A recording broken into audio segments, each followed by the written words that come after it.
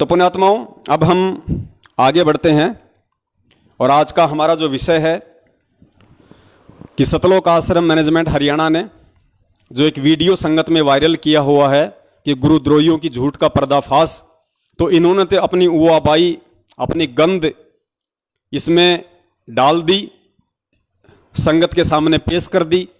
जो मंद बुद्धि था वो तो खा गया उस धुआं को, और जिसको परमेश्वर ने सद्बुद्धि बख्श रखी थी उस आत्मा ने उसको देखा और देख के फिर दास के पास भेजा कि भगत जी थोड़ा सा इस वीडियो पे विश्लेषण कीजिए, ये संगत में काफी वायरल किया जा रहा है, क्योंकि आजकल संगत तेजी से जाग रही है और जब जब ये संगत तेजी से जागती है तो मैनेजमेंट ऐसी ही मनमानी और घटिया हरकतों पे उतर आता है। तो पुण्यात्माओं, हम सत्सेवकों का काम है कि आपको दोनों तरफ की बातों से हम अपडेट रखें। तो हम आपको वो वीडियो भी सुनाएंगे, हो सकता है आपने सुन भी रखा होगा, और जिन भाइयों ने नहीं सुना वो भी इस वीडियो को सुने, क्योंकि हम तो खुद चला के आपको इनको वीडियो दिखाएंगे, आपको सुनाएंगे, तभी तो आप निर्णय करोगे। अगर मैं ही आपको बोल दूं अपनी तरफ से और आपको यदि मैं वो मैनेजमेंट वाला वीडियो ना दिखाऊं जो इन्होंने संगत में वायरल कर रखा है, तो आप कैसे समझ पाओगे कि क्या सही है और क्या गलत है? आप तो यही कहोगे कि पवन दास तो अपनी तरफ से बोल रहा है। लेकिन पुण्यात्माओं, हम सत्सेवक हैं और ये भक्ति मार्ग गुरुजी ने बताया निष्पक्ष होके चलने का है, पक्ष और विपक्ष से दूर निष्पक्ष होके। तो आपको साथ में इन लोगों का वीडियो दिखाऊंगा, उसके बाद में फिर ज्ञान आधार से परमात्मा इस पे विश्लेषण करवाएंगे। तो सुनिए इनकी गदर फिल्म का पार्ट 3। सभी भक्तों को सच्चाई। हमने पिछली वीडियो के माध्यम से आपको सच्चाई से परिचित कराने की कोशिश की कि किस तरह कुछ तथाकथित सत्सेवक जिनको सदगुरुदेव संत रामपाल जी महाराज ने गुरुद्रोही घोषित किया हुआ है, वो झूठ पर झूठ बोलते आ रहे हैं। यह बात स्पष्ट हो चुकी है कि संजय दिल्ली व पवन जयपुर तथा जो भी इनके साथ समर्थन में है, उनको सदगुरुदेव जी ने गुरुद्रोही घोषित किया हुआ है। आज समाज में जिसको भी यह पता चल जाता है कि केवल संत रामपाल जी महाराज ही इस संसार से मुक्ति दिला सकते हैं और सतलोक ले जा सकते हैं, फिर चाहे वो सत्संग देखकर समझे हों या पुस्तक पढ़कर, वह नामदान केंद्र पर आकर नाम उपदेश ले लेते हैं। लेकिन दुख तब होता है जब संत रामपाल जी महाराज की हरी भरी बगिया को ये गुरुद्रोही नामक खराब करते हैं। एक तरफ तो हम यह कह रहे हैं कि मोक्ष केवल संत रामपाल जी महाराज ही करा सकते हैं और वही बंदी छोड़ है, इसलिए हम सभी भगत उनका बंदी छोड़ सदगुरु रामपाल जी महाराज के नाम से जयकारा लगाते हैं। दूसरी तरफ ये गुरुद्रोही कह रहे हैं कि सदगुरुदेव जी को षड्यंत्र के तहत फंसा दिया गया। अब पुण्यात्माओं, यही सबसे बड़ा पॉइंट है जो इन्होंने इन वीडियो में रखा है। इनके पास और तो कोई प्रूफ है नहीं हमारे खिलाफ, और तो कोई सबूत है नहीं सिवाय उआबाई के। तो इन्होंने ये जो 4 मिनट का वीडियो बनाया था, इसमें इनका सबसे पहला जो आरोप है, सबसे पहला जो दोषारोपण है हम सत्सेवकों के ऊपर, या यूं कह लीजिए मुझ पवन दास के ऊपर, वो इन्होंने ये लगाया है कि भाई एक तरफ तो ये लोग ये कहते हैं कि परमात्मा तो जो है वो बंदी छोड़ है, और दूसरी तरफ कहते हैं कि परमात्मा को सतलोक आश्रम मैनेजमेंट हरियाणा वालों ने एक षड्यंत्र के तहत फंसाया है। और फिर ये कह रहे हैं कि बताओ पुण्यात्माओं, परमात्मा को षड्यंत्र के तहत कौन फंसा सकता है? अब पुण्यात्माओं, दास ने अनेकों बार ये शब्द कहे हैं। जो बातें सही हैं, जो सत्य है, वो मैं स्वीकार करूंगा।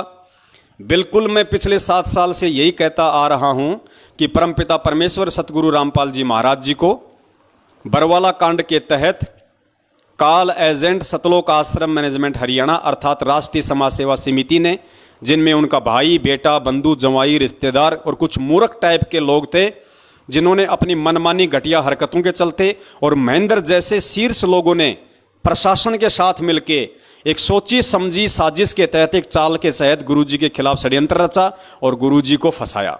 बिल्कुल मैं अपने इस बात पे कायम हूं, मैं झूठ नहीं बोलूंगा, क्योंकि झूठ बोलना दुष्टों का काम होता है, काल एजेंटों का काम होता है, सत्सेवकों का नहीं होता है। अगर मैंने ये बात कही है कि पूज्य गुरुदेव जी को षड्यंत्र के तहत फंसाया गया है, तो इस चीज को मैं साबित भी करूंगा और मैंने साबित भी किया है।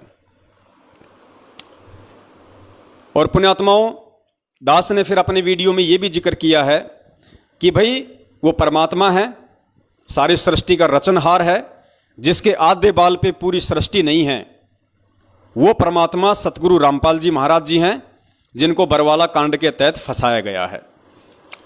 अब आप लोगों को ये बातें कैसे समझ में आएंगी, इस चीज को हम ज्ञान आधार से समझेंगे कि एक जीव भी परमात्मा को कैसे फंसा सकता है। पुण्यात्माओं, परमात्मा अपने वास्तविक स्वरूप में नहीं है। परमात्मा अपनी वास्तविक जो समर्थता है, अपनी वास्तविक जो पावर है, परमात्मा उसको नहीं दिखा रहा है। परमात्मा एक आम व्यक्ति की भूमिका में है, आप और हमारी तरह। और यही परमात्मा आज से 650 साल पहले एक आम व्यक्ति की भूमिका में आया था, वैदिक नाम जिनका कबीर। तो वो परमात्मा आज से 650 साल पहले हम सभी जानते हैं कि वो परमेश्वर कबीर दास के रूप में इस धरती पे आए हुए थे, आप और हमारी तरह एक मानव शरीर धारण करके। और पुण्यात्माओं, उस समय उस परमेश्वर को अपने जैसा एक मानव जानकर, अपने जैसा मानव शरीरधारी ही समझकर, अपने जैसा एक व्यक्ति ही समझकर, आप सबको अच्छे से पता है कि उनके साथ में कैसे कैसे षड्यंत्र किए गए, कैसी कैसी साजिशें उनके खिलाफ रची गई। चलिए मान लेते हैं, शेख तकी तो उस परमात्मा का भगत नहीं था, वो तो जगत वाला था। क्या सिकंदर लोदी भी उस परमात्मा का भगत नहीं था? सिकंदर लोदी को परमात्मा ने प्रत्यक्ष चमत्कार दिखाए। उसको जो चर्म का रोग था, उसको जो जलन का रोग था, परमेश्वर ने आशीर्वाद मात्र से ठीक किया। उसकी आंखों के सामने रामानंद जी की कटी हुई जो गर्दन थी उसको वापस जोड़ा और वो परमात्मा का शिष्य बना। उसके बावजूद भी पुण्यात्माओं, वो शेख तकी के चक्कर में आके और खुद उसने उस परमपिता परमेश्वर जी को अपना राज्य बचाने के लिए, अपनी इज्जत बचाने के लिए, मुसलमान समाज के सामने शेख तकी के भय से उसने परमेश्वर को उस दरिया में डुबोने का आदेश दिया। परमात्मा को 8 पहर तक डुबोने की कोशिश की गई, गोलियां मारी गई, तीर मारे गए, भाले मारे गए, लेकिन परमात्मा नहीं डूबे। तो परमेश्वर को उन्होंने अपनी सूझबूझ से कि आ जाओ आ जाओ आ जाओ, आप तो भगवान हो, आ जाओ आ जाओ। जैसे ही परमात्मा बाहर आए, तुरंत उस सिकंदर लोदी ने, ये मैं गुरुदेव के सत्संगों की बात कह रहा हूं, तुरंत उसी भगत ने, उसी शिष्य ने, उसी सिकंदर लोदी ने अपने हाथों से दुनिया को खुश करने के लिए कबीर साहिब जी के गले में बेड़ी डाली, कबीर साहिब जी को बेड़ियों में जकड़ा और खूनी हाथी के नीचे उनको कुचलवाने के लिए उनको दिल्ली लाया गया। पुण्यात्माओं, वो साजिश वो किसने रची थी? किसने परमात्मा के साथ में षड्यंत्र किया? सिकंदर लोदी ने। वो भी तो उनका भगत था। तो पुण्यात्माओं, कहने का मतलब यह है, परमात्मा किसी के साजिशों का शिकार नहीं होता, परमात्मा किसी के षड्यंत्रों का शिकार नहीं होता, लेकिन एक जीव वो उस परमात्मा को अपने जैसा जीव समझ के, अपने जैसा मानव समझ के, अपने जैसा सामान्य व्यक्ति या एक संत समझ के, अपनी घटिया सोच से और काल प्रेरित बुद्धि से वो ऐसी घटिया हरकतें उस परमात्मा के साथ में जरूर कर सकता है। और वो घटिया हरकत 650 साल पहले भी की लोगों ने, और वो घटिया हरकत बरवाला कांड के माध्यम से सतलोक आश्रम मैनेजमेंट हरियाणा ने भी उस परमपिता परमेश्वर को फंसाने की। और यदि यह सतलोक आश्रम मैनेजमेंट हरियाणा गुरुदेव को नहीं फंसाना चाहता था, या इन्होंने नहीं फंसाया, या इन्होंने ऐसा कोई फंसाने की नहीं सोची, तो आपने आज से 3 दिन पहले दास ने जो वीडियो बनाया था और आपको जो महेंद्र का इंटरव्यू दिखाया था, जिसमें खुद उनका भाई सरेआम बरवाला कांड से 2 दिन पहले मीडिया के सामने वहां कह रहा है, जहां 20,000 पुलिस फोर्स खड़ी है, कि हमने संत रामपाल जी महाराज जी को परसों ही स्वास्थ्य इलाज के लिए बाहर हॉस्पिटल में शिफ्ट कर दिया, वो आश्रम में नहीं है। पुण्यात्माओं, ये सोची समझी साजिश के तहत ये इंटरव्यू दिया गया था, जबरन उस परमेश्वर को फंसाने के लिए, आश्रम पे पुलिस के द्वारा जबरन हमला करवाने के लिए एक सोची समझी साजिश थी ये। क्योंकि पिछले 7-8 दिनों से वहां पे 20,000 पुलिस फोर्स पड़ी हुई थी, लेकिन आश्रम पे अटैक नहीं कर रही थी। क्यों नहीं कर रही थी? क्योंकि सामने बच्चे थे, महिलाएं थी, उनको भी पता था कि ये बेचारे ये निर्दोष हैं। पुलिस आगे नहीं बढ़ रही थी, और पुलिस आगे नहीं बढ़ रही थी तो मैनेजमेंट को टेंशन हो गई, गुरुजी के भाई को चिंता हो गई कि हमने जो षड्यंत्र जो रचा था वो तो फैल होता जा रहा है।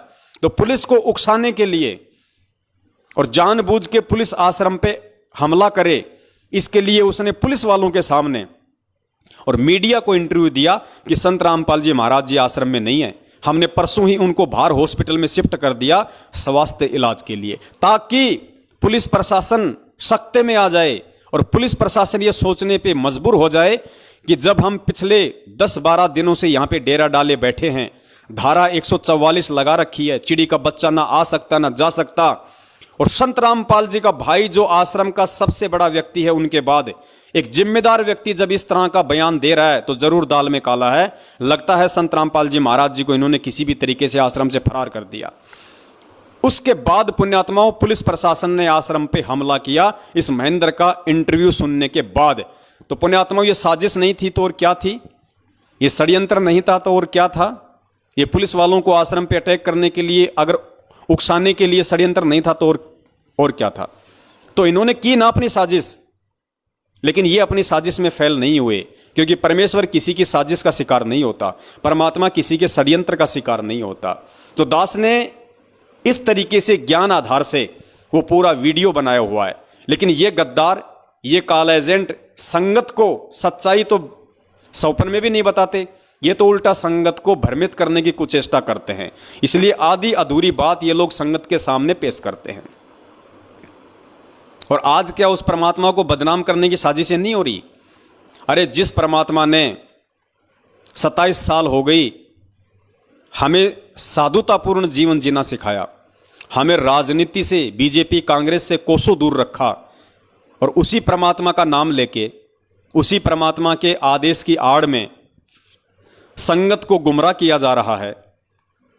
कभी बीजेपी को वोट डलवाया जाता, कभी कांग्रेस को वोट डलवाया जाता है। तो क्या ये उस परमात्मा को देश और दुनिया में बदनाम करवाने की साजिश नहीं चल रही? जब तुम बीजेपी को वोट दोगे तो आधा देश जो कांग्रेस के पक्ष में है, क्या तुम्हारे गुरुदेव को गालियां नहीं निकालेगा?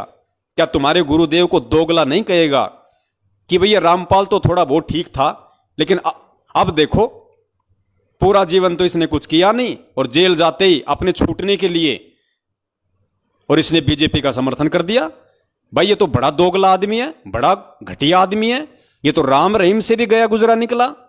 और 6 महीने बाद तुम बीजेपी छोड़ के फिर तुम कांग्रेस की चप्पल चाटते हो। फिर वो आधा देश जो बीजेपी के समर्थन में, फिर वो गुरुजी को गालियां निकालता है कि भाई रामपाल तो वास्तव में दोगला आदमी है, 6 महीने पहले तो हमारे साथ में था, अब कांग्रेस की तरफ चला गया। तो पुण्यात्माओं, क्या ये उस परमात्मा को देश और दुनिया में बदनाम करने की साजिश नहीं चल रही?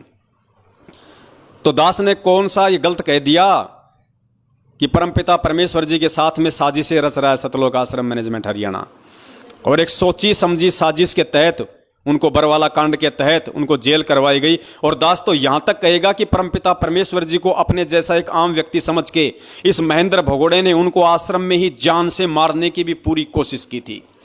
पूरी प्लानिंग थी कि संत रामपाल जी को आश्रम में ही जान से खत्म कर दिया जाए। लेकिन ये एक बहुत बड़ा रहस्य है, बहुत गहरी घटना है। दास इसका जिक्र पहले कर चुका है। इन्होंने पूरी साजिश रची और मारने के लिए अंदर भी चले गए यही लोग, लेकिन परमात्मा इनको मिला नहीं। परमेश्वर छुप गया। छुप गया मतलब अंतर ध्यान हो गया परमात्मा। वो तो सौद स्वरूपी राम है, कोई हाड़ मास का थोड़ी है। तभी तो परमेश्वर ने अखबार में कहा था कि मैं छुप गया तो बच गया, वरना ये लोग मुझे जान से मारना चाहते थे। परमेश्वर का शब्द झूठ नहीं हो सकता। इन लोगों ने पूरी मारने की कोशिश की थी। और ये दास उस समय वहीं था बरवाला आश्रम में। दास 20 दिन तक वहीं था। बरवाला कांड से 5-10 दिन पहले चला गया था, और बरवाला कांड के दूसरे दिन दास वहां से आया है। आश्रम में ये अफवाह फैला दी गई थी इन काल एजेंटों के द्वारा कि गुरुजी तो 5 तत्व का शरीर छोड़ के सतलोक चले गए। पूरी संगत बेचारी रो रही थी कि भाई गुरुजी ने शरीर छोड़ दिया, गुरुजी ने शरीर छोड़ दिया। मतलब इनकी प्लानिंग थी, इनकी पहले इन्होंने अफवाह उड़ाई कि गुरुजी अपना 5 तत्व का शरीर छोड़ के सतलोक चले गए, ताकि वो इल्जाम हरियाणा पुलिस प्रशासन पे आ जाए। और फिर इन्होंने गुरुजी को जान से मारने के लिए अपने जैसा इंसान समझ के, अपने जैसा एक व्यक्ति समझ के, एक साधारण मानव समझ के, फिर ये लोग गुरुदेव को अंदर जान से मारने के लिए गए। लेकिन परमात्मा अंतर ध्यान हो गए। इन्होंने ढूंढा लेकिन परमेश्वर नहीं मिला इनको। फिर इन्होंने कहा कि गुरुजी तो अपना 5 तत्वों का शरीर छोड़ के सतलोक चले गए। मतलब फिर इन्होंने सोचा कि अब क्या करें, अब तो कोई चारा नहीं है अपने पास में। तो ऐसे घटिया, ऐसे निकम्मे लोग हैं पुण्यात्माओं ये, और इन लोगों की तो शकल देखना भी महापाप है, और तुम इनके ऊपर फिदा हो रहे हो। ऐसे लोगों के विषय में परमात्मा कहते हैं कि पापी प्रभात ना भेटो। पापी यानी दुष्ट प्रवृत्ति का लोग, उसको तो सुबह सुबह, प्रभात यानी सुबह का समय, कि ऐसे लोगों की तो सुबह सुबह दर्शन भी नहीं होने चाहिए। पापी प्रभात ना भेटो, मुख देखे पाप लगे जिसका, और 9 मास गर्भ त्रास दई, धिक्कार जन्म उसकी मां का। और अब आपको बताते हैं पुण्यात्माओं, इस पवन दास ने तो चलो फिर भी ज्ञान आधार से ये बातें कही कि परमपिता परमेश्वर के प्रति साजिशें रची इन लोगों ने। और ये कहते हैं कि पवन दास कह रहा है, मतलब मेरे ऊपर दोषारोपण लगा रहे हैं ये लोग कि देखो ये पवन दास कह रहा है कि गुरु जी को षड्यंत्र के तहत फंसा दिया गया, जबकि वो परमात्मा है। अरे पवन दास नहीं कह रहा, गधो, तुम्हारे में से जो तुम्हारे जो बड़े गधे हैं, जो मैनेजमेंट के मुख्य जो सांड हैं, जो गेंडे हैं, वो कह रहे हैं। तो जरा उनके ऊपर भी वीडियो बनाओ। अगर तुम्हारी माँ ने तुम्हारे को दूध पिलाया है, और अगर तुम एक बाप की औलाद हो, जिस भी व्यक्ति ने ये वीडियो बनाया है सतलोक आश्रम मैनेजमेंट हरियाणा वाले ने, अगर वो एक बाप की औलाद है, और यदि मुझ पवन दास के ऊपर उसने वीडियो बनाने की हिम्मत की है, तो मध्य प्रदेश के स्टेट कोऑर्डिनेटर गेंडा स्वामी लठबाज विष्णु साहू के ऊपर भी वीडियो बनाओ, उस तेली के ऊपर भी वीडियो बनाओ। क्योंकि अब जो आप आगे सुनेंगे, मीडिया को इंटरव्यू देते हुए वो विष्णु तेली खुद कह रहा है कि हरियाणा सरकार ने हमारे गुरुजी को एक सोची समझी षड्यंत्र के तहत जेल में डाल दिया। सुनो इनके गेंडा स्वामी का इंटरव्यू, मध्य प्रदेश के स्टेट कोऑर्डिनेटर विष्णु साहू का। और पुण्यात्माओं फिर सवाल करना इन लोगों से जिन्होंने ये वीडियो देखा है कि भैया तुम तो पवन दास पे आरोप लगा रहे थे, उसने तो ज्ञान आधार से इस बात का स्पष्टीकरण दे दिया है, लेकिन ये जो तुम्हारा जो ये गेंडा स्वामी है, अब इसका क्या जवाब है? अब इसकी शिकायत नहीं लगाओगे? अब ये गुरुद्रोही नहीं होगा? सुनिए इस गेंडा स्वामी का इंटरव्यू। रामपाल जी महाराज ही करा सकते हैं, और वही बंदी छोड़ है। इसलिए हम सभी भगत उनका बंदी छोड़ सदगुरु रामपाल जी महाराज के नाम से जयकारा लगाते हैं। दूसरी तरफ ये गुरुद्रोही कह रहे हैं कि सदगुरुदेव जी को षड्यंत्र के तहत फंसा दिया गया। सतगुरुदेव जी को षड्यंत्र के तहत फंसा दिया गया। सुनिए विष्णु साहू का इंटरव्यू। और हमारे साथ भी ऐसा ही हुआ है। हमारे गुरुजी ने यहाँ पर सबको बोला था, जितने भी संत महंत आचार्य है देश के अंदर विदेश के अंदर, सबको बोला कि आओ, अगर आप परमात्मा का कोई भी जानते हो तो मुझसे ज्ञान चर्चा करो। हमारे साथ भगवान का खुलासा किया, शास्त्र में बताया कि देखो यहाँ पर परमात्मा ऐसे मिलेगा, इस विधि से मिलेगा, और आप लोग जो कर रहे हो गलत साधना कर रहे हो, आप मुझसे शास्त्र करो। कोई भी गुरुजी शास्त्र करने को तैयार नहीं हुआ, और उनकी दुकान बंद होते नजर आने लगी। सारे जितने भी संत महंत के अनुयायी थे वो उनको छोड़ हमारे गुरु से नाम दीक्षा लेने लगे। तो उन्होंने एक षड्यंत्र बनाकर, एक सोची समझी साजिश के तहत हरियाणा सरकार के साथ मिलकर हमारे गुरुजी को षड्यंत्र के तहत जेल में डाल दिया गया। मगर एक बार फिर से सुनना पुण्यात्माओं, विष्णु साहू कह रहा है कि हमारे गुरुजी को इन नकली संतों ने हरियाणा सरकार के साथ मिलकर एक सोची समझी साजिश के तहत, एक षड्यंत्र के तहत जेल में डाल दिया गया। ध्यान से सुनना। फिर भी हम बोले कि परमात्मा है, परमात्मा में लीला करते हैं, और हम ये आपको गारंटी के साथ बोल सकते हैं कि हमारे सदगुरु जी आने वाले 5 से 6 महीने में जेल से बाहर आ जाएंगे, और न्याय तो दास अपनी घर मुझसे शासन कर। कोई भी गुरुजी शासन करने को तैयार नहीं हुआ, और उनकी दुकान बंद होते नजर आने लगी। सारे जितने भी संत महंत के अनुयायी थे वो उनको छोड़ हमारे गुरु से नाम दीक्षा लेने लगे। तो उन्होंने एक षड्यंत्र बनाकर, एक सोची समझी साजिश के तहत हरियाणा सरकार के साथ मिलकर हमारे गुरुजी को षड्यंत्र के तहत जेल में डाल दिया गया। मगर फिर भी हम बोले कि परमात्मा है, परमात्मा में लीला करते हैं, और हम ये आपको गारंटी के साथ बोल सकते हैं कि हमारे सदगुरु जी आने वाले 5 से 6 महीने में जेल से बाहर आ जाएंगे, और न्याय तो दास अपनी गर्दन कटवा देगा। तो पुण्यात्माओं, दास ने तो अपना स्पष्टीकरण ज्ञान आधार से आपको दे दिया है, जो इन लोगों ने छुपाया और आप लोगों को सच्चाई नहीं बताई, और उल्टा मुझ दास पे एक छोटा सा दोष लगा दिया कि ये पवन दास तो गुरुजी को परमात्मा नहीं मानता, और कह रहा है कि परमात्मा को षड्यंत्र के तहत फंसा दिया। अब ये विष्णु साहू, ये गेंडा स्वामी मध्य प्रदेश का स्टेट कोऑर्डिनेटर, गाड़ीबाज लठबाज विष्णु तेली, अब इससे जवाब लेने की हिम्मत क्या यह वीडियो बनाने वाला करेगा? क्या इस सतलोक आश्रम मैनेजमेंट हरियाणा वालों की माताओं ने उनको इतना दूध पिलाया है जो इस 140 किलो के गेंडा स्वामी से सवाल कर सके? करेंगे ये लोग सवाल? जिंदगी में नहीं करेंगे। ये कॉल एजेंट है भाई, आपस में मिलके अपनी दुकान चला रहे हैं, अपना धंधा चला रहे हैं। इनकी प्रार्थनाएं कहीं नहीं जाती, ये गुरुद्रोही नहीं होते। यहाँ तो जैसे हमारे पूज्य गुरुदेव जी कहते हैं कि निरंजन धन तेरा दरबार, यहाँ तनिक न न्याय विचार, झूठों को तो साचा बतावे ओ साचों को तो झूठा बतावे, झूठों का एतबार, निरंजन धन तेरा दरबार। तो पुण्यात्माओं, पवन दास अगर गाली खाए तो गुरुद्रोही, और इनका वर्ल्ड कोऑर्डिनेटर देशराज अगर मुंह में मूतने की गाली दे तो वो गुरुमुखी। पवन दास अगर जानवरों की तरह इनके सारनामियों से पिटे तो गुरुद्रोही, और इनके सारनामी देशराज, दिल्ली वाला परवेश, कुरुक्षेत्र वाला रमेश चंद्र चहल, बसंत सैनी का भाई रूपदास, अगर इस दास को लठों से मारें तो वो परम भगत। तो पुण्यात्माओं, ये काल भगवान का लोक है, यहां पे ऐसा ही होता है। गुरु जी कहते हैं ना कि मालिक की वाणी है कि वैश्या ओडे मूल मूल खासा और गल मोतियों के हार, और पतिव्रता को मिले न खादी सूखा निरस आहार, निरंजन धन तेरा दरबार। पुण्यात्माओं, ये काल भगवान का लोक है। जब हमारे सतवादी परमात्मा को इन नालायकों ने अपनी साजिशों के तहत, अपने षड्यंत्रों के तहत, अपनी सोची समझी और घटिया मनवस हरकतों के तहत, अपनी अय्यासियों के तहत बरवाला कांड करवा के ऐसे ऐसे घटिया आचरणों से आज ये उनको देश और दुनिया में बदनाम कर रहे हैं। तो पुण्यात्माओं, ये आप और हमें कहाँ छोड़ने वाले हैं।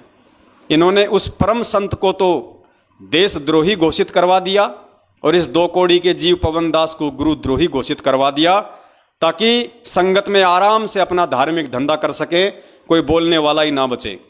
लेकिन शायद इसको पता नहीं कि ना तो कभी वो परम संत टूटता है ना झुकता है।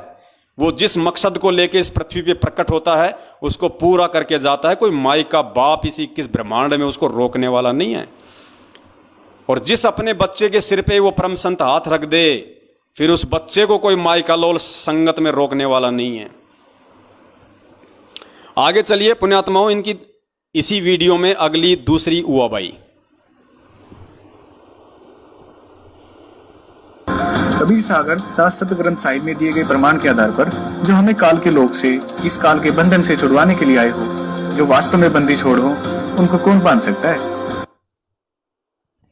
आगे ये कह रहे हैं कि हम गुरु जी को बंदी छोड़ कहते हैं, जो बंधनों से छुड़वाने वाला है, और इस काल लोक से जो हमें छुड़वाने के लिए आया है उसको कौन बंधक बना सकता है। यह सतलोक आश्रम मैनेजमेंट हरियाणा इस वीडियो के माध्यम से कह रहा है। और फिर कह रहा कि पवन दास कह रहा कि गुरु जी को बंधक बना लिया।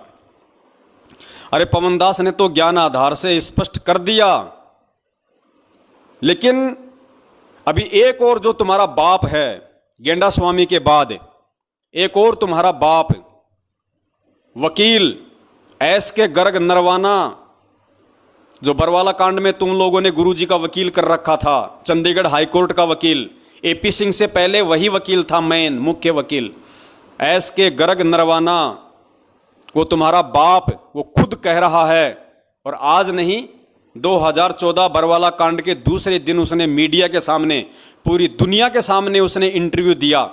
और इंटरव्यू में उसने क्या कहा? उसने कहा कि संत रामपाल जी महाराज जी को आश्रम में असामाजिक तत्वों के द्वारा बंधक बनाया हुआ था।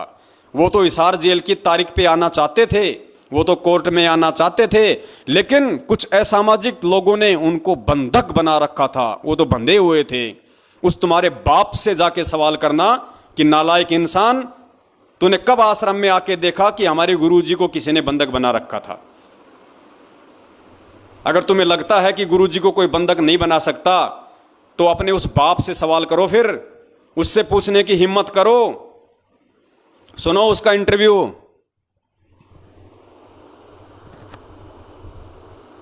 रामपाल को आज पंजाब हरियाणा का हाई कोर्ट में पेश किया गया और हमारे साथ संत रामपाल के वकील हैं। जी नरवाना जी, आज क्या हुआ है हाई कोर्ट में आपकी तरफ? आज संत रामपाल जी खुद पर्सनली कोर्ट में पेश हुए हैं और उनको पुलिस ने पेश किया है। और संत जी ने ये कहा है कि मैं तो खुद बंधक बना हुआ था, मैं क्या करता, मेरी मजबूरी थी, इसलिए मैं कोर्ट में नहीं आ सका।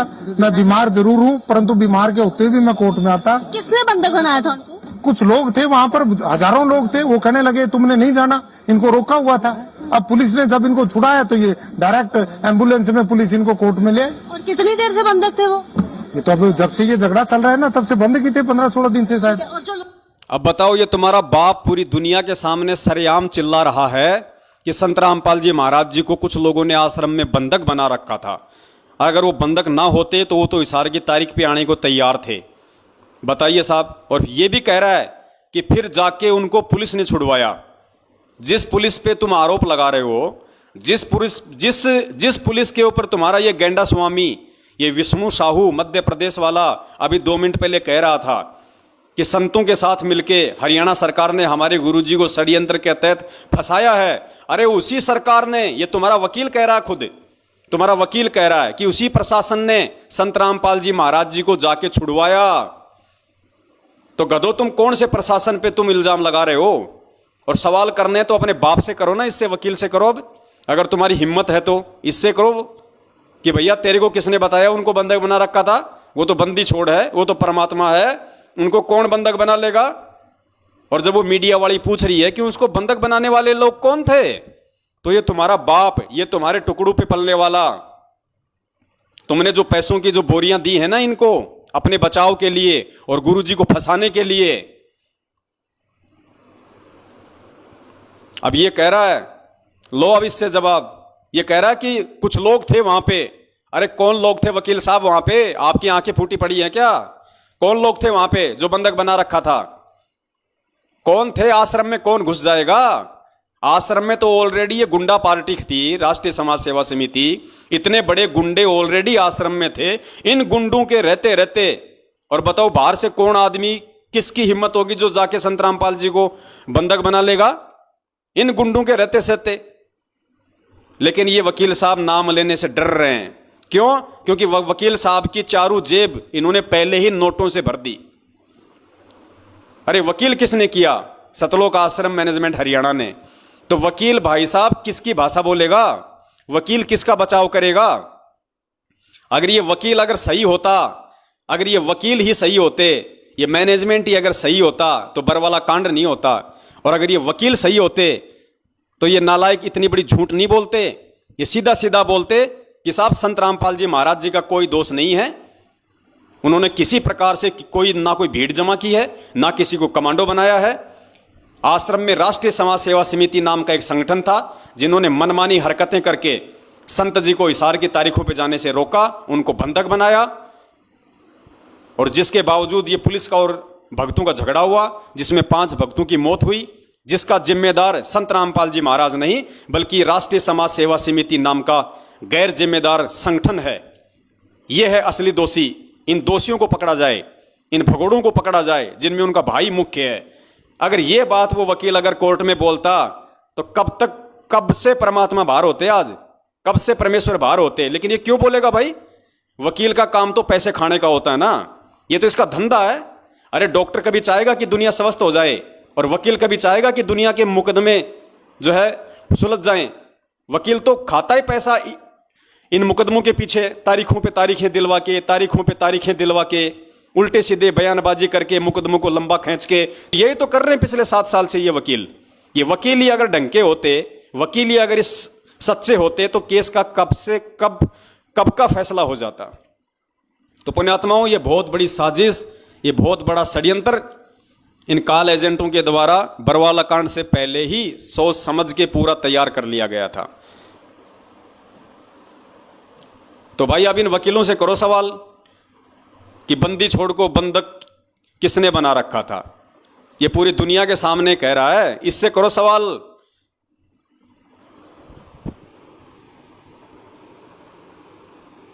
आगे चलिए पुण्यात्माओं, इनकी ओर उआबाई।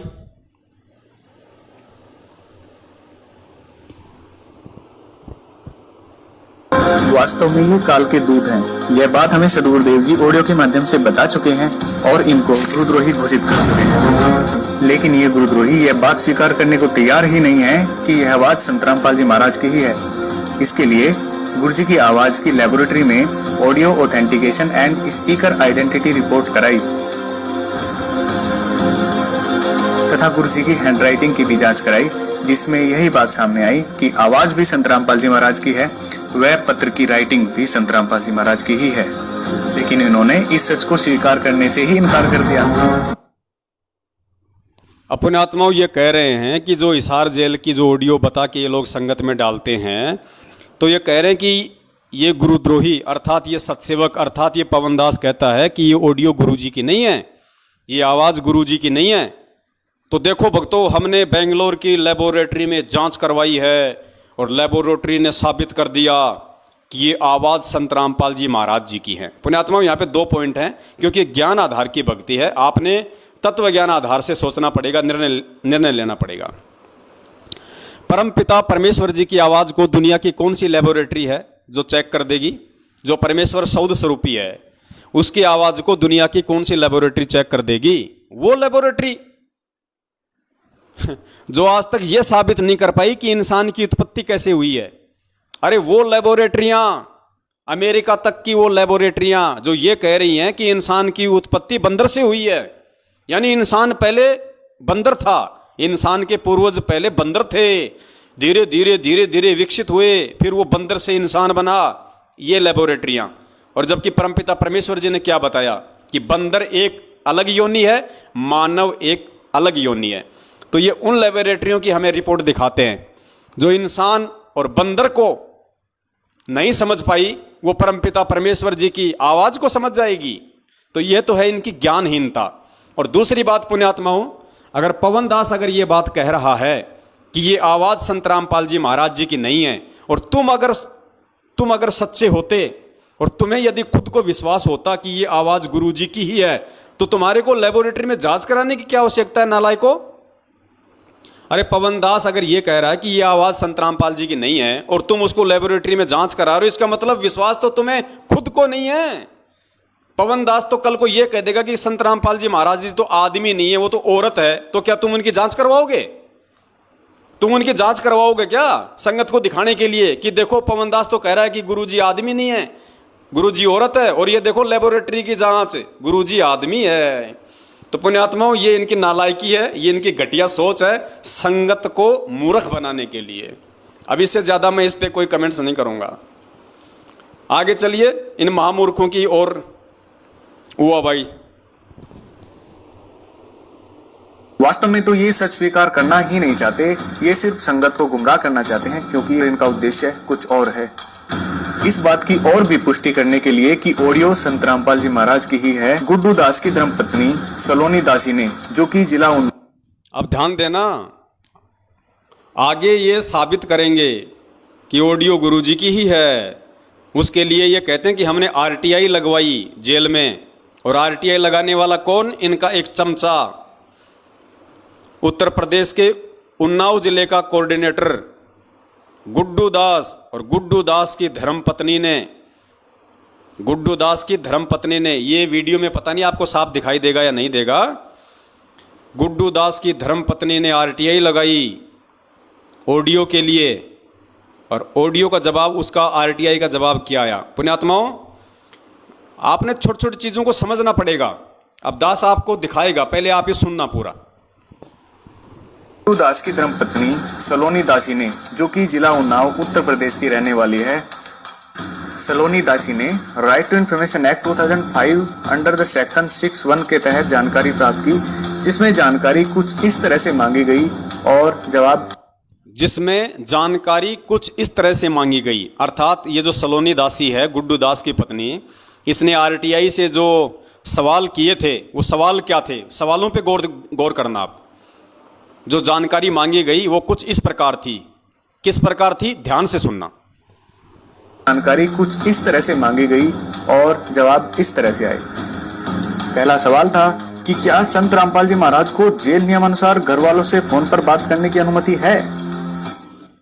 पहला सवाल क्या था?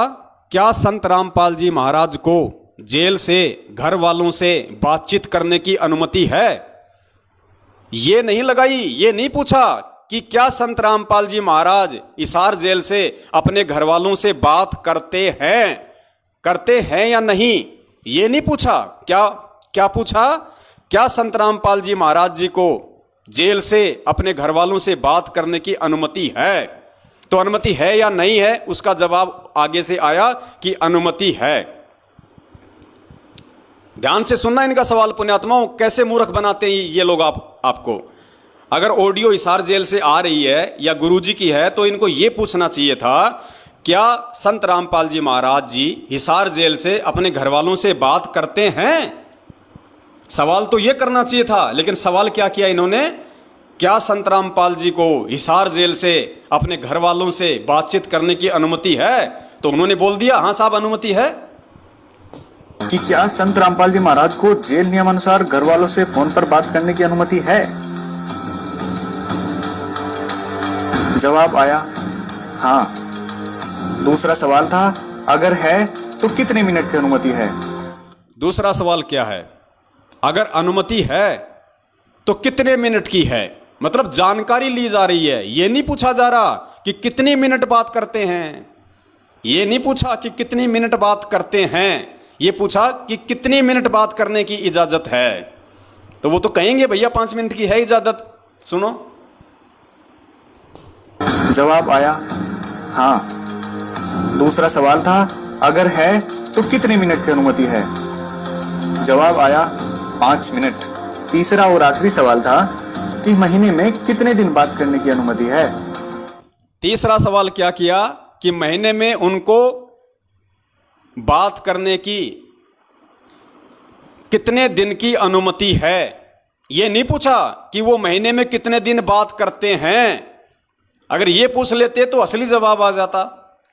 वो कहते थे भैया कोई बातचीत नहीं होती है, कोई किसी प्रकार का उनका फोन वगैरह नहीं होता। लेकिन इन्होंने संगत को मूर्ख बनाने के लिए सवाल ही उस तरीके से पूछे हैं कि संगत के दिमाग में ये बात आएगी नहीं। अरे संगत के दिमाग में बात नहीं आएगी तो क्या परमात्मा के बच्चे भी संगत की तरह अंधे हैं? परमेश्वर ने किस लिए खड़ा किया हुआ है? तुम्हारे पाखंडों की, तुम्हारे षड्यंत्रों की पोल खोलने के लिए तो खड़ा किया हुआ है। तो पुण्यात्माओं, ये तो इनका सवाल जवाब का तरीका है आरटीआई का, ताकि संगत भी मूर्ख बनी रहे और सच्चाई भी सामने ना आ जाए। 5 मिनट। तीसरा और आखिरी सवाल था कि महीने में कितने दिन बात करने की अनुमति है? जवाब आया प्रतिदिन। भक्तों, इतना प्रमाण देखने के बाद भी अगर ये लोग सच को स्वीकार नहीं करते तो इनका दुर्भाग्य होगा। एक कहावत है कि सोए हुए को जगाया जा सकता है, लेकिन जागे हुए को नहीं जगाया जा सकता। वही बात है, ये लोग जानबूझकर सच को स्वीकार नहीं करना चाहते और इनके द्वारा लगाए गए मैनेजमेंट पर सभी तरह के आरोप झूठे व निराधार साबित हुए। वही मैनेजमेंट जो करता है वो सदगुरुदेव जी की आज्ञा के अनुसार ही करता है और सब कुछ सदगुरुदेव जी की देखरेख के अनुसार ही होता है। हम इस वीडियो के माध्यम से मैनेजमेंट की तरफ से यही संदेश देना चाहेंगे कि मैनेजमेंट आपका शुभचिंतक है। मैनेजमेंट कभी नहीं चाहेगा कि आप अपने इस अनमोल मनुष्य जीवन को बर्बाद करो। आप बहुत गलत दिशा में जा रहे हो, वहाँ से वापस आइए, सदगुरुदेव जी से माफी मांग लीजिए तो बात बन सकती है, नहीं तो दूसरा कोई रास्ता ही नहीं है। शिष्य का कर्तव्य होता है कि हर हाल में सदगुरुदेव जी के आदेश का पालन करें। परमात्मा अपनी वाणी में बताते हैं, गुरु वचन निश्चय कर माने, पूरे गुरु की सेवा ठाने। सभी भक्तों को सत साहिब सदगुरुदेव संत रामपाल जी महाराज जी की जय हो। ज्ञान तो एक नंबर का झाड़ते हैं कि गुरुदेव जी से प्रार्थना कर लो, गुरुदेव जी से समायाचना कर लो। अरे गुरुदेव जी से समायाचना हम तो रोज करते हैं भैया, दिन में 24 बार करते हैं। संध्या आरती में समायाचना तो है। अब तुम अगर संध्या आरती नहीं करते तो हमारी क्या गलती? संध्या आरती में वर्तमान की और जन्म जन्मांतरों की हमसे जो गलतियां हुई उनकी समायाचना तो है। तो हम सत्सेवक तो रोज करते हैं, जब संध्या आरती करते हैं, ध्यान से करते हैं, बैठ के करते हैं, तो हम तो रोज अपने परमपिता परमेश्वर जी से समायाचना कर रहे हैं। अब तुम नहीं करते तो इसमें हमारी क्या गलती है? और अगर फिर भी अगर हमें समायाचना मांगने की जरूरत है तो हम मांग लेंगे भैया, ऐसी कोई बड़ी बात नहीं है। अगर हम गलत हैं तो अपनी गलती स्वीकार करने को 100 बार तैयार हैं, लेकिन कम से कम एक बार भगत जी आपसे हाथ जोड़ के विनती है, वर्ल्ड कोऑर्डिनेटर देशराज को भी जरा थोड़ा सा ये संदेशा भिजवाइए कि भगत जी आपने जो भक्तों के मुंह में मूतने वाली बात कही है, भक्तों की बेटियों को कोठे पे बैठाने वाली जो बात कही है, आप भी जरा उसके लिए गुरुदेव जी से माफी मांग लीजिए। वो तेरा बाप अगर तेरे सिर पे अगर बंदूक तान के खड़ा ना हो जाए, आप अगर उसको ये कहोगे ना कि देशराज भगत जी आपने वो मुंह में मूतने वाली बात जो पवन दास को कही थी, आपको गुरुदेव जी से माफी मांगनी चाहिए, वो मेरे सासू के, मेरे ससुरे के, मैं तने मंगाऊं तने मैं माफी माफी, इधर इधर 2 मिनट में तुम्हारा किया दरा कर देगा। उसके बाद में सुरेश दास धनाने वाला, गुरुजी के सगे चाचे का लड़का, जिसने मुझ पवन दास को कैसी कैसी माँ की गालियां दी, उससे कहिए थोड़ा सा कि सुरेश भगत जी, आपने जो पवन दास को माँ बहन की गालियां दी है, आप उसके लिए थोड़ा गुरुजी से क्षमा याचना कर लीजिए। तो वो क्या कहेगा पता है? पिटेगा के तारू तेरा जाम, जानता कौन नहीं मने, जाम तारू तेरा, माफी मांग ले, क्यों कर माफी मांगो। तो उसके बाद में पुण्यात्माओं और कौन कौन है महापुरुष? हाँ, गेंडा स्वामी, मध्य प्रदेश का स्टेट कोऑर्डिनेटर, 125 किलो वजनी, उसको कहिए कि विष्णु भगत जी, आपने जो सन 2016 में जब पवन दास वहाँ पे लोगों को सच्चाई बताने के लिए गया और आप अपनी पूरी गुंडा टीम को लेके उसके ऊपर धावा बोल देते हैं, उसको लठों से मारते हैं, आप गुरुजी से क्षमा याचना कर लीजिए। तो वो क्या कहेगा? वो क्या कहेगा फिर? वो तो उसके सामने जाएगा तभी पता चलेगा वो क्या कहेगा। वो 5.5 किलो का हाथ जब तेरे ऊपर पड़ेगा ना मेरी तरह, जब तेरे समझ में आएगा उसको माफी मांगने के लिए बोलना चाहिए था कि नहीं बोलना चाहिए था। और एक वो अमित महेंद्र भगोड़े का सुपुत्र, जो पवन दास को माँ बहन की गालियां देता है, उसको बोलो कि अमित भगत जी, आप भी जरा गुरुजी से माफी मांग लो। वो कहेगा मेरी सासू के तेरी नाशा न तोड़ूंगा, मेरी सासू के तेरी नाशा न तोड़ूंगा। तब आपको पता चलेगा भगत जी माफी मांगना क्या होता है। और सत्सेवकों को चाहे गाड़ी निकाल दो, चाहे सत्सेवकों के तुम चाहे लठ मार दो, चाहे सत्सेवकों को कुछ भी बोल दो, बेचारे सुन लेते हैं, गाय हैं बेचारे परमात्मा की।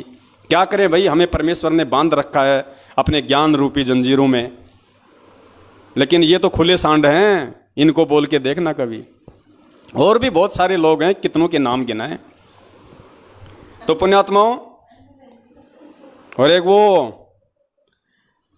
झांसी की रानी, जोधपुर की रानी, राजस्थान के स्टेट कोऑर्डिनेटर प्रकाश माली की धर्मपत्नी अनु देवी, उसको भी बोलो कि बहन जी, आपने जो 450 किलोमीटर दूर जो मुकेश भगत जी जयपुर वाले बैठे हुए थे और आपसे बात कर रहे थे, और आप सारनाम प्राप्त करके अपने भाई के ऊपर ये झूठा इल्ज़ाम लगा रही है कि मैं पुलिस में तेरी कंप्लेंट कर दूंगी कि तू मुझे घर पे आके छेड़ता है, पड़ोसियों से मैं तेरी गवाही दिलवा दूंगी। तो बहन जी, आप भी गुरुजी से क्षमा याचना कर लो। वो क्या कहेगी? हैं? वो क्या कहेगी? सुन ले, एक बार बोलती हूं, दोबारा मैं बोलती नहीं, और अब की बार अगर मैंने फोन किया तो ध्यान रखना, पुलिस में कंप्लेंट कर दूंगी कि ये मेरे को घर पे आके छेड़ता है, और मोहल्ले वालों से गवाही और दिलवा दूंगी। ना घर के रहोगे, ना घाट के धोबी के कुत्ते बना के छोड़ देगी वो। तो पहले इनसे कोशिश करो भाई, जरा इनसे बोलो पहले। ये तो बहुत बड़े बड़े महापुरुष हैं, तुम्हारी बातों को थोड़ी ना टालेंगे। पहले इनसे कोशिश करो कि ये परमात्मा से माफ़ी मांग लें। ये मांग लेंगे तो फिर हम तो बहुत छोटे से जीव हैं, हम तो फिर इनसे ही माफ़ी मांग लेंगे। गुरुदेव तो बहुत दूर की बात है, हम तो इन महान पुरुषों से और इन महारानियों से ही माफ़ी मांग के अपना काम चला लेंगे। तो पुण्यात्माओं, ये है इन लोगों का घटिया चरित्र, इनका दोगला चरित्र। यानी कहने का मतलब ये है पुण्यात्माओं, ये जो साध संगति का जो प्रोग्राम बंदी छोड़ सतगुरु रामपाल जी महाराज जी के आशीर्वाद से चल रहा है, ये पुण्यात्माओं, इसका मकसद एक ही है। वो परमात्मा ये समझाना चाहता है कि नालायकों, अगर तुम मेरे ज्ञान से नहीं समझ पाए, कम से कम तुम मेरे सत्संगों से नहीं समझ पाए, अरे कम से कम इस साध संगति के माध्यम से तुम्हारी आंखों के सामने जो प्रमाण दिखाए जा रहे हैं, जो सबूत दिखाए जा रहे, कम से कम इनसे तो अब तुम समझो। और अब भी नहीं समझोगे तो क्या होगा फिर? 84 लाख योनियां हैं, फिर ना कोई समझने लायक रहोगे और ना तुम्हें कोई समझाने वाला रहेगा। ऐसी स्थिति में लाके काल भगवान खड़ा कर देगा, ना घर का ना घाट का, धोबी का कुत्ता बना के छोड़ देगा। तो पुण्यात्माओं, ये बहुत ही गहन चिंतन की बातें हैं, और परमेश्वर ने एक बहुत ही अच्छा मौका दिया है भगत समाज को अपनी गलतियां सुधार करने का।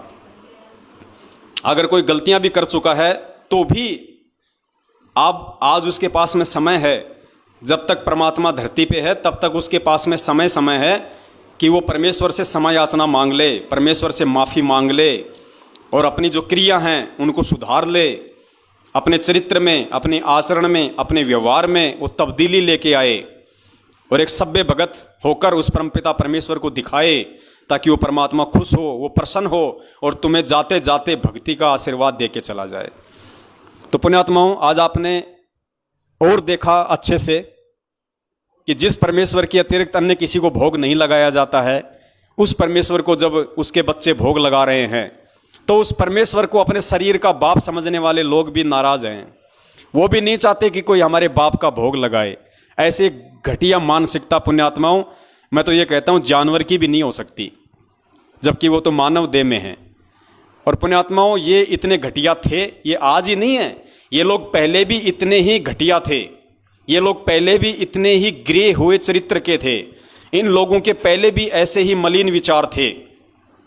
इसका सबसे बड़ा आपको देते हैं प्रमाण, 2008 का ये सत्संग है परमपिता परमेश्वर सतगुरु रामपाल जी महाराज जी का।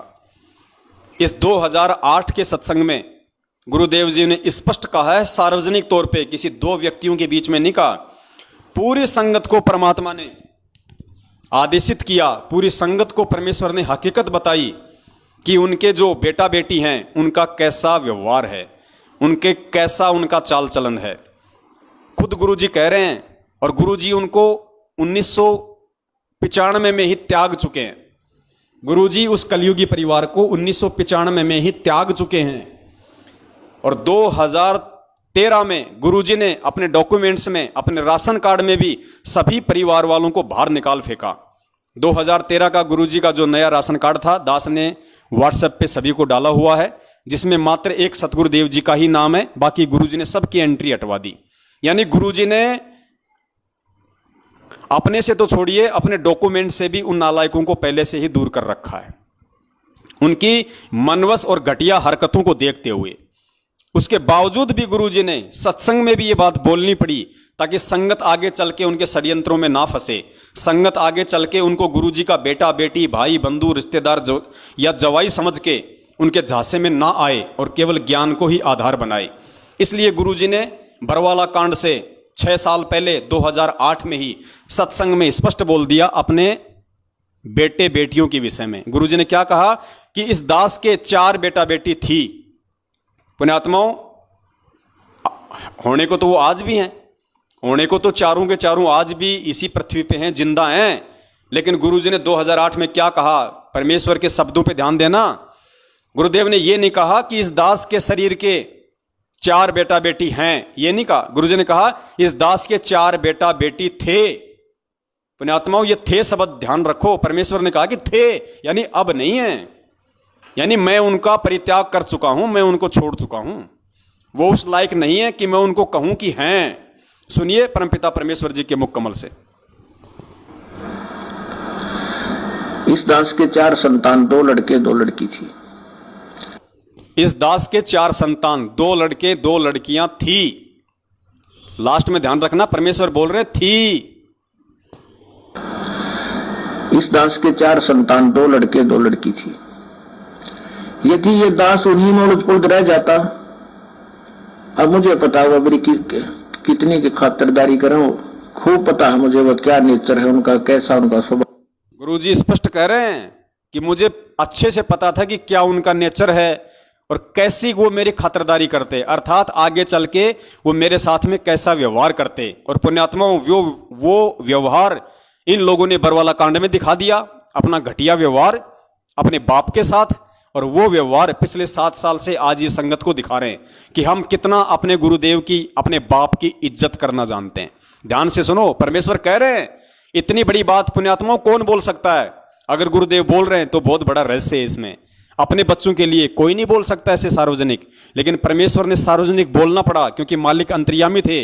उनको पता था कि आगे चल के बरवाला कांड होगा और इन्हीं नालायकों की वजह से होगा, और बरवाला कांड के बाद में मेरे बच्चों को काल के हत्या चढ़ाया जाएगा, इन्हीं नालायकों के द्वारा चढ़ाया जाएगा। और आज जिस प्रकार से उसने हमारी सत्सेवक बहन कमला दासी की, वो जो परमेश्वर को भोग लगाती है, जिसकी बड़ाई करनी चाहिए थी, जिसकी प्रशंसा करनी चाहिए थी, उस कर्म की उस चुगलखोर ने, सतगुरुदेव जी की बेटी ने, जो उनके शरीर की बेटी थी, लीलामय तरीके से उनकी कलयुगी बेटी, उसने कैसी घटिया हरकत की है। उसी परमेश्वर से प्रार्थना लगा दी, शिकायत कर दी, जिस परमेश्वर का उसकी बेटी भोग लगा रही है। तो पुण्यात्माओं, सतगुरु रामपाल जी महाराज जी की असल मायने में असली बेटी कौन हुई? वो चुगलखोर और शिकायत करने वाली, या अपने गुरुदेव को अपना परमात्मा मान के उनको भोग लगाने वाली? ये ज्ञान आधार की बात है। ये भी नहीं समझोगे तो जिंदगी में नहीं समझ पाओगे फिर। तो सुनो, पूज्य गुरुदेव जी खुद कह रहे हैं उसी मंजू के लिए और उसी अपने बेटों के लिए कि इस दास के 4 संतान थी, 2 लड़के 2 लड़की, और दास को अच्छे से पता है कि वो मेरी कैसी खातिरदारी करते, क्या उनका नेचर है, क्या उनका व्यवहार है। ध्यान से सुनो। इस दास के 4 संतान, 2 लड़के 2 लड़की थी। यदि ये दास उन्हीं में उलझ पुलझ रह जाता, अब मुझे पता हुआ मेरी कितनी की खातिरदारी करें, खूब पता है मुझे वह क्या नेचर है उनका, कैसा उनका स्वभाव और क्या करते।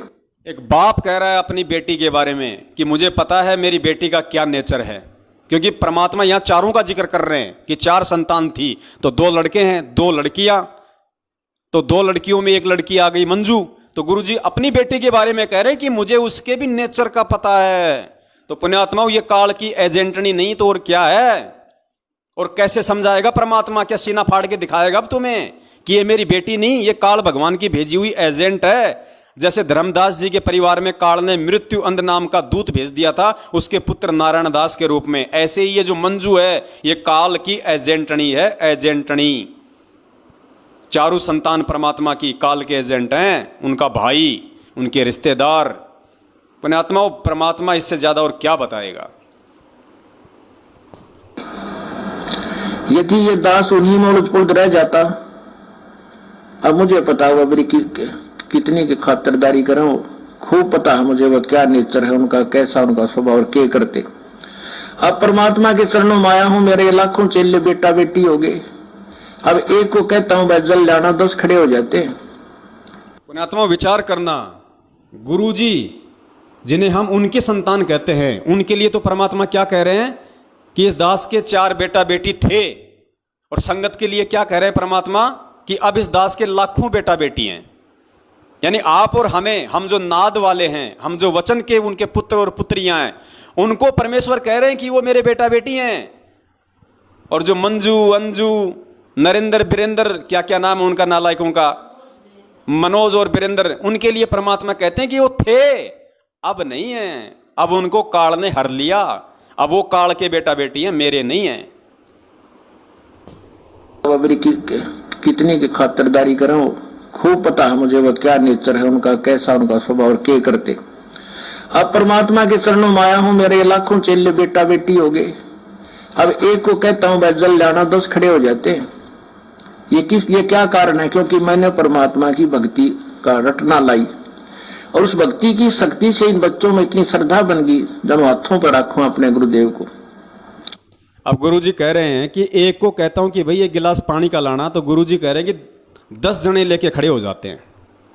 अब पुण्यात्माओं, एक बात बताओ, कल को यदि गुरुजी के अलावा कोई और भगवान होता है यहां पे, जिस कबीर जी की आप लोग फोटो का जो प्रकट दिवस मनाते हो, अगर वो कबीर जी भी होते अगर साक्षात, और अपने गुरुजी भी यहां पे सत्संग कर रहे हैं, और कल को अगर कोई अपने गुरुजी किसी भगत को कहें या उस कमला बहन को कहें कि बेटी एक गिलास जरा पानी का पिलाना, और वो बहन अपने पिताजी को एक गिलास पानी का लाके देती है, और कोई इस नालायक को कहे मंजू को कि देख रे वो कमला तो गुरुजी को पानी पिला रही है, शिकायत लगाई इसकी कबीर जी से, अब वो तुरंत जाएगी कबीर जी के पास में और कहेगी भगवान भगवान, हाँ बेटा वो देख भगवान वो गुरुजी को पानी पिला रही है, वो गुरुजी को पानी पिला रही है। और क्या वो भगवान ये कह देगा जो खुद ये कहता है कि गुरु बड़े हैं गोविंद से, यानी गुरु तो मेरे से भी बड़ा है, और जो गुरु की सेवा कर रहा है, जो गुरु को भोग लगा रहा है, जो गुरु को पानी पिला रहा है, जलराम पिला रहा है, क्या वो भगवान ये जवाब दे सकता है कि मेरे को बताओ उनके नाम क्या है, उनका नंबर नोट कर, मैं उनको गुरुद्रोही डिक्लेयर कर दूंगा। पुण्यात्माओं, कभी हो सकता है ऐसा? अरे जो परमपिता परमेश्वर सतगुरु रामपाल जी महाराज जी, एकमात्र सारी सृष्टि का रचनहार पालनहार, सबका बाप, वो तो सबका बाप तो है ही, वो सब बापों का बाप है वो। और उसको जब उसकी बेटी भोग लगा रही है, अपने बाप को सबसे पहले देसी घी का माल खिला रही है, माल, इनकी तरह डालडा का नहीं खिलाते, देसी घी का माल खिला रही है अपने बाप को, और उसके बाद में खुद खा रही है मस्ती से, और खा खा के लाल हो रही है, और इन चुगलखोरों के गाल पिचक रहे हैं। तो भाई ये शिकायतें करेंगे और क्या करेंगे इससे ज्यादा। तो पुण्यात्माओं, दया है आप और हम सभी के ऊपर, जो परमपिता परमेश्वर ने ज्ञान की मेहर बख्शी हुई है, क्योंकि ज्ञान नहीं तो ये मार्ग नहीं, ये वर्तमान का पिछली पीढ़ी का जो समय परमेश्वर ने चुना है, ये ज्ञान मार्ग है। और जिसने ज्ञान को आधार नहीं बनाया, वो 84 लाख योनियों में जाने को भी तैयार है, ये नोट कर लेना। क्योंकि अगर ऐसे ही अगर परमात्मा ने मूर्खता में, नादानी में, यदि गफलतबाजी में ही सतलोक भेजना होता, तो 650 साल पहले बहुत अच्छा माहौल था। ना ये समाज की गंदगी थी, ना ये दुनिया भर के भौतिक संसाधन थे, आदमी इतने नेक थे, शुद्ध विचार थे, मन में इतने गंदे विचार, ये दारू, ये मांसाहार कुछ नहीं थे। उस समय तो हम बहुत जल्दी पार हो जाते, लेकिन पुण्यात्मा उस समय ज्ञान नहीं था, ज्ञान आधार नहीं था पर हमारे पास। हम गुरु को भगवान नहीं मान पाए, हम गुरु को गुरु ही मानते रहे। और आज जब हम गुरु को भगवान मान रहे हैं, गुरु जी ने क्या कहा कि 650 साल पहले तुम्हारे सब काम ठीक थे, एक काम तुम्हारा खराब था कि तुम गुरु को परमात्मा नहीं मान पाए। और आज पुण्यात्माओं, जब एक नेपाल की बेटी अपने गुरु को परमात्मा मान रही है, तो उसको तो देखो, उसको धमकाया जा रहा है, उसको डराया जा रहा है, शिकायतें लगाई जा रही है उसकी। और शिकायतें किससे लगा रही है वो नालायक? भगवान से शिकायत लगा रही है, और भगवान को कह रही है कि गुरुजी, वो नेपाल की वो कमला दासी है, और वो फल फ्रूट का भोग लगाती है परमात्मा को। अरे कौन से परमात्मा को लगा रही है नालायक? तू कौन से परमात्मा से शिकायत कर रही है, और कौन से परमात्मा के लिए बोल रही है तू? फिर तू क्या समझ रही है परमात्मा को? फिर कौन है परमात्मा और जिसको वो भोग लगा रही है, तू जिसकी प्रार्थना, तू जिसकी शिकायत कर रही है? और एक बात बता, ये हमें केले, संतरे, सेब, अनार, अमरूद, पपीता, अनानास, अंगूर, लीची, और क्या है, 2-4 नाम बताओ रे। आम, फलों का राजा, मीठा मीठा, दशहरी, लंगड़ा, और केले, मीठे मीठे, पीले पीले। अब ये हमारे बाप के नहीं लगाएंगे भोग, हमारे गुरुदेव के नहीं लगाएंगे, तो क्या तेरे चाचा के भोग लगाएं? हैं? तेरी माँ को भोग लगाएं? ये तो परमेश्वर ने दिए हैं हमें, और परमेश्वर को ही इनका भोग लगेगा। सबसे पहले इनको चखने का अधिकारी परमपिता परमेश्वर सतगुरु रामपाल जी महाराज ही है, और उन्हीं को लगाएंगे। और लगा के देखो नालायकों, एक बार, कभी जिंदगी में एक बार अपनी शुद्ध आत्मा से उनको परमात्मा मान के, और कभी उनको भोग लगा के देखो, एक बार लगाओ, एक बार। इतना स्वादिष्ट व्यंजन बनेगा, और इतनी आत्मा को शांति मिलेगी, गदगद हो जाएगी आत्मा। परमात्मा एडी से चोटी तक भक्ति भाव से भर देंगे, देखो कितना सुकून मिलेगा। लेकिन तुम्हें सुकून की क्या जरूरत है? तुम्हें तो काल भगवान ने केरोसिनी तेल से भर रखा है पूरा। तुम्हारे को तो ये चाहिए, मनीराम, चंपाकली को 500, मनीराम को 30, फूटी ज्ञान विवेक की, अंधा है जगदीश। तुम्हारे को तो ये चाहिए, मनीराम चाहिए तुम्हारे को परमात्मा थोड़ी चाहिए, मनीराम चाहिए, मनीराम। तो हमें तो भाई परमात्मा चाहिए, और परमात्मा जिस विधि से खुश होगा, अगर परमात्मा हमारे नाचने से खुश होगा तो हम नाचेंगे उस परमात्मा को रिझाने के लिए।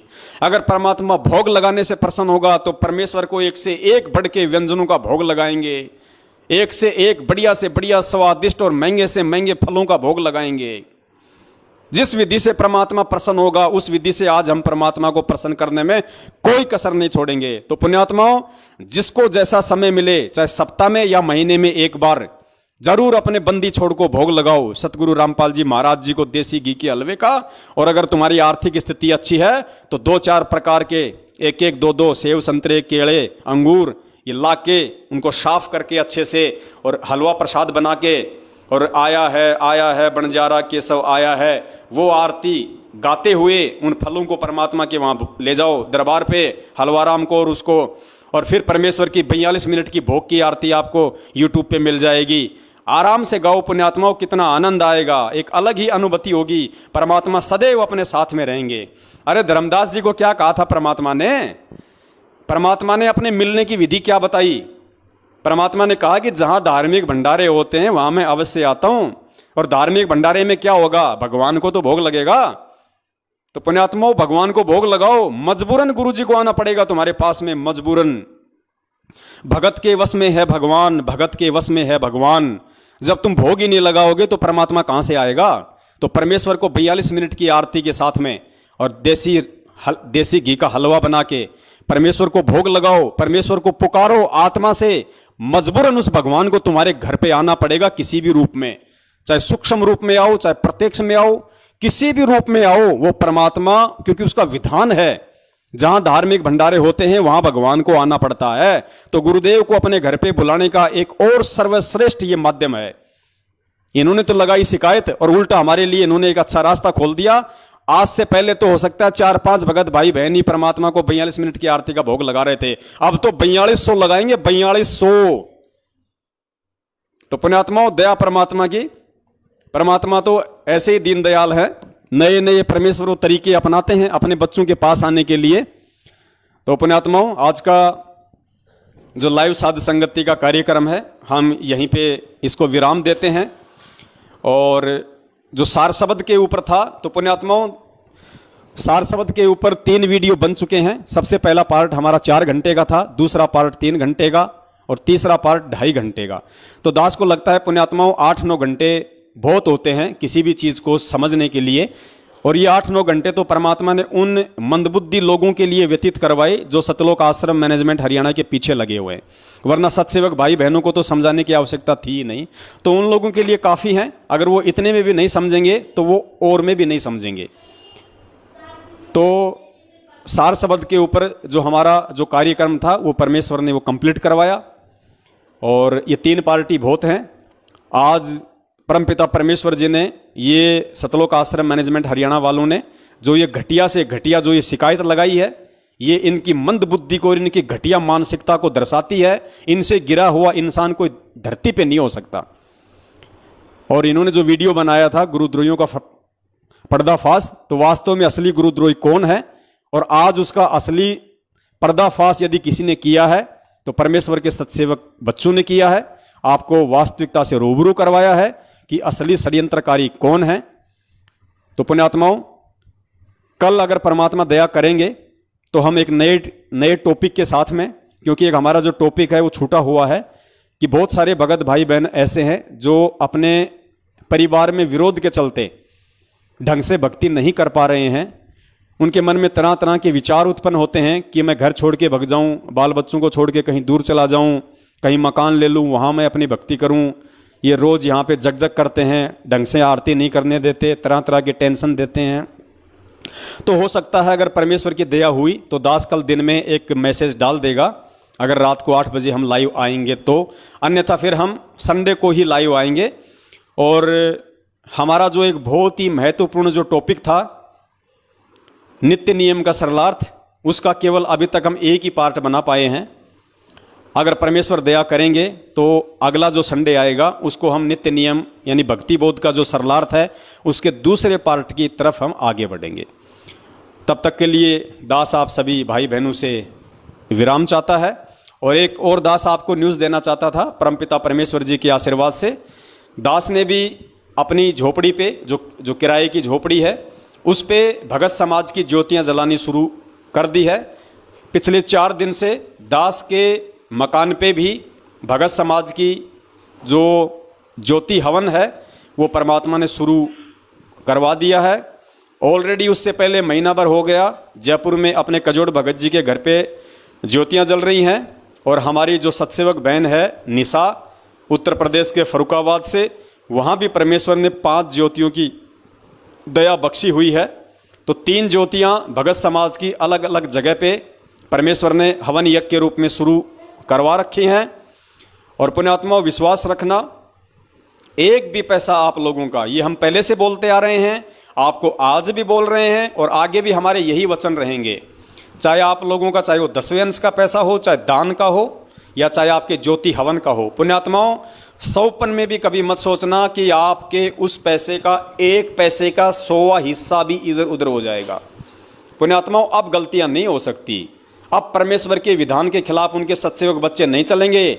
चाहे किसी परिस्थितिवश चाहे मांग के खाना पड़ जाए, लेकिन आप लोगों का जो सेवा राशि है, आप लोगों की जो सहयोग राशि है, आप लोगों का जो ज्योति का पैसा है, उसमें से पुण्यात्माओं 1 रुपये का 100वां अंश भी इधर उधर नहीं हो सकता।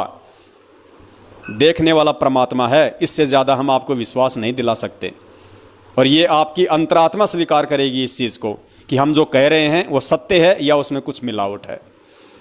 तो पुण्यात्माओं, वैसे और तो कोई ज़्यादा खर्च हो नहीं रहा। जिन जिन भगत भाई बहनों ने अपनी सेवा जो लिखवाई थी, दान की, 10वें अंश की या उधार की, उनमें से सिर्फ 2 या 3 भाइयों के अलावा किसी की सेवा नहीं लगी है। सबके पास अपना पैसा सुरक्षित है, सबके पास अपना पैसा सुरक्षित है। सिर्फ 2 या 3 भाइयों की सेवा लगी है, मुश्किल से 2 या 3 भाइयों की। इसके अलावा किसी से और कोई पैसा नहीं मंगवाया गया है। और एक हमारी जो ममता रावत नाम से बहन है, मैं नहीं जानता कहाँ से है बहन, आप सबको पता है, जिसने अपना सोना बेच के और दास को 92,000 रुपये भेजे, उस बहन की सेवा लग रही है लगातार। उस बहन ने जबरदस्ती पैसे डाल दिए तो परमेश्वर ने दया कर दी, 92,000 रुपये उसने डाले थे। और पुण्यात्माओं, ये जो मैसेज जो सेवा है, ये जो मिस कॉल वाली जो सेवा है, जो भगत समाज के हमारे पास में नंबर आ रहे हैं बहुत ज़्यादा तादाद में, और जिनको बल्क मैसेज के माध्यम से आप लोगों के डायरेक्ट मोबाइल के इनबॉक्स में जो मैसेज आ रहा है, तो बहुत सारे नंबरों पे वो भेजने पड़ते हैं। एक बार भेजने का तकरीबन 2 से 2,500 हज़ार का हमारे मतलब खर्चा आ रहा है, क्योंकि काफ़ी नंबर हो गए। 17 पैसे एक मैसेज के लगते हैं, तो कम से कम 2-2,500 हज़ार रुपये एक बार मैसेज भेजने के लगते हैं। तो दिन में मान लीजिए, जैसे कभी कभार तो 2 मैसेज भी हम लोग भेज देते हैं, कभी कभार 3 भेज देते हैं, कभी कभार 1 मैसेज भी भेजते हैं। तो मैसेज में उस बहन की सेवा लग रही है। तकरीबन उस बहन का 60 से 70 हज़ार रुपया मैसेज सेवा में परमात्मा ने लगवा दिया है। उसके अलावा एक हमारी दिल्ली की बहन है, रोहिणी की, दिल्ली की रोहिणी में एक बहन रहती है, अभी नई जुड़ी है, और उसने दास को महीने भर पहले, शायद 10 या 15 दिन पहले, उसने दास को 7,500 रुपये उसने डाले थे, और अभी 5-7 दिन पहले उसने 2,500 रुपये डाले हैं 10वें अंश के। तो उस बहन की सेवा भी मैसेज सेवा में ही जा रही है। तो इन 2 बहनों की सेवा ही वो परमपिता परमेश्वर ले रहा है। और इसके अलावा जिन्होंने अपनी एंट्रियां सत्सेवकों के पास में लिखवाई हैं, कई लाखों में वो एंट्रियां सुरक्षित हैं। केवल 2 या 3 भक्तों की एंट्री गई है, शायद एक भगत की तो 7,000 की, एक की शायद 12,000 की, एक की शायद ऐसे कुछ 10-12 हज़ार रुपये की। उनके अलावा आपकी एंट्री आपके पास में है, आपके पैसे आपके पास में है। पुण्यात्माओं, आपको लगे वो पैसे यदि आप किसी और काम में लेना चाहें, आप जी शौक से लीजिए। आप ये ना सोचना कि हमने लिखवा दिए तो हम सत्सेवकों को ही देंगे, नहीं। अगर आपके घर में भी अगर कोई जरूरत है तो पुण्यात्माओं, आप एंट्री माइनस करवा देना, अपने घर में उन पैसों को काम लेना, फिर परमात्मा के लिए निकाल के रख लेना, फिर एंट्री करवा देना, कोई दिक्कत नहीं। आपको लगता है संगत में और कोई भगत भाई बहन है जिसको अर्जेंट है, जिसको आप जानते हो और वास्तव में उसको पैसे की जरूरत है उधार रूप में, आप अपनी एंट्री इधर से माइनस करवाओ, उस भाई बहन की मदद करो, कोई दिक्कत नहीं। पुण्यात्माओं, हमें देखो, हम तो आपका पैसा वहीं लगाएंगे जहां पे वास्तव में जरूरत होगी। जबरदस्ती आप लोगों से ले लेके बांटने का काम नहीं है हमारा। तो फिलहाल जो सबसे बड़ी सेवा चल रही है वो केवल ये मैसेज सेवा है। तो मैसेज सेवा में ही हमें पैसों की जरूरत पड़ेगी। तो जब भी हमें जरूरत पड़ेगी तभी आपको मधु बहन या आपको कजोड़ भगत जी आपको फोन करेंगे। तो केवल मैसेज सेवा के लिए ही आपने अकाउंट में वो पैसे डालने हैं ताकि हम उसको भेजें, वो हमारे को मैसेज का बैलेंस डाले। क्योंकि 1 लाख मैसेज हमारे को 17,000 रुपये में मिलते हैं और 1 लाख मैसेज 5 से 7 दिन में हो जाते हैं पूरे। 5 से 7 दिन में मैक्सिमम वो मैसेज पूरे हो जाते हैं। तो अभी तक जो भी सेवा जाएगी परमेश्वर की दया से, क्योंकि देखो आप लोगों की बैठे बैठे सेवा बन रही है, भक्तों के नंबर भी आप भेज रहे हो, मैसेज भी आपके सहयोग से जा रहा है, और उन मैसेजों को देख देख के, उन वीडियो को देख देख के पुण्यात्माएं जाग रही हैं, भ्रमित होने से बच रही हैं, अज्ञानता में जाने से बच रही हैं, काल एजेंटों के झांसे में फंसने से बच रही हैं, उधर से निकल के सत्सेवक बन रही हैं, ज्ञान को आधार बना के भक्ति कर रही हैं। तो पुण्यात्माओं, आप लोगों की उस सेवा से देखो कितनी बड़ी सेवा परमात्मा करवा रहे हैं, अपने भटके हुए बच्चों को वापस भक्ति मार्ग पे लेके आ रहे हैं। गुरु जी क्या कहते हैं, एक कसाई से 1 करोड़ गायों को छुटवाने का जितना पुण्य मिलता है, उतना पुण्य एक आत्मा को परमात्मा की भक्ति पे लगाने का मिलता है। तो आपके इस 10वें अंश और दान के पैसे से जो ये मैसेज सेवा परमात्मा ने शुरू करवाई है, पुण्यात्माओं, कितने हमारे हजारों सैकड़ों की संख्या में भगत भाई बहन रोजाना इन काल एजेंटों से छूट के, इन कसाईयों के बाड़े से छूट के परमेश्वर के भक्ति मार्ग पे वापस आ रहे हैं। तो ये सारा का सारा जो पुण्य है, जो क्रेडिट है, ये पुण्यात्माओं आपके सहयोग से हो रहा है, ये परमेश्वर आपके ही खाते में डालेगा। तो देखो परमेश्वर ने कैसे बैठे बैठे आप लोगों को सेवा दी हुई है। आपका पैसा कोई हरियाणा के जाट आरक्षण में नहीं जा रहा, आपका पैसा कोई नरेंद्र मोदी की चापलूसी में या उसके समर्थन में नहीं जा रहा, उसके लिए चुनावों के प्रचार प्रसार में नहीं जा रहा, ओम प्रकाश चौटाला या कांग्रेस के प्रचार प्रसार में नहीं जा रहा, आनंद पाल सिंह की सीबीआई जांच में आपका पैसा नहीं दिया जा रहा। ये घटिया कुकर्म करने के लिए तो ये मैनेजमेंट ही काफ़ी है।